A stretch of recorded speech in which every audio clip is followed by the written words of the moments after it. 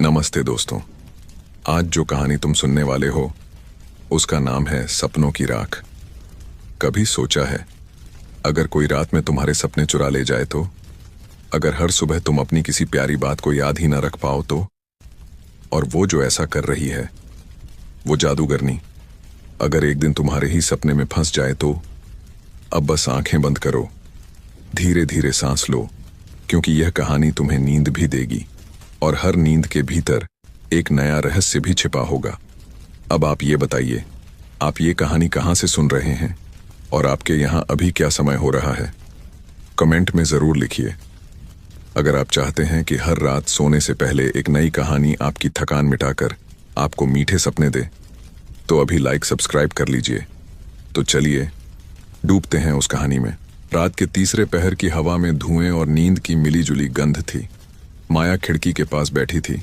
दिया बुझ चुका था, मगर उसकी बातें अब भी सुलग रही थी, जैसे किसी ने उसे अधूरा छोड़ा हो। तभी उसने सुना, माया। आवाज बहुत हल्की थी पर साफ थी। वह डर गई, पर जब बाहर देखा तो आंगन की मिट्टी पर राख से एक नाम लिखा था, रोहिणी। माया का दिल जोरों से धड़कने लगा। यह नाम उसने सिर्फ कहानियों में सुना था, उस जादूगरनी का जो लोगों के सपने जलाकर अपनी जवानी बनाए रखती है। दादी का खांसना कमरे से सुनाई दिया। वह कई रातों से सो नहीं पा रही थी। माया दौड़ी, उनके पास गई। दादी ने आंखें खोली और माया को देखा, पर कुछ कहा नहीं, जैसे पहचान ही भूल गई हो। माया के अंदर सिहरन दौड़ गई। क्या दादी का सपना जल चुका है? सुबह तक इंतजार नहीं किया जा सकता था। वह दिए की बुझी लौ को देखती रही। तभी बाहर किसी के कदमों की आहट आई। दरवाजे पर आरव खड़ा था, गांव का ईमानदार पर बेचैन नौजवान। उसने कहा, माया, मुझे कई रातों से नींद नहीं आती। जब भी आंखें बंद करता हूं, कोई मेरी पलकों के पास राख उड़ाता है और तभी सपना टूट जाता है।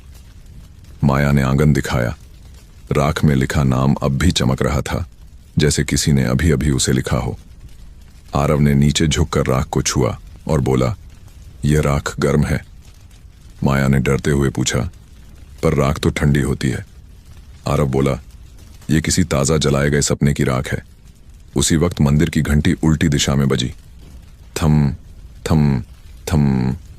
आरव ने कांपती आवाज में कहा, पुजारी कहता है जब घंटी उल्टी बजे तो कोई सपना जलता है। माया ने कांच का एक छोटा टुकड़ा निकाला जो उसे पुराने कुएं के पास मिला था। उसमें हल्की चमक थी। उसने दिए की लौ के पास किया और उसमें किसी लड़की का चेहरा दिखा जो रो रही थी।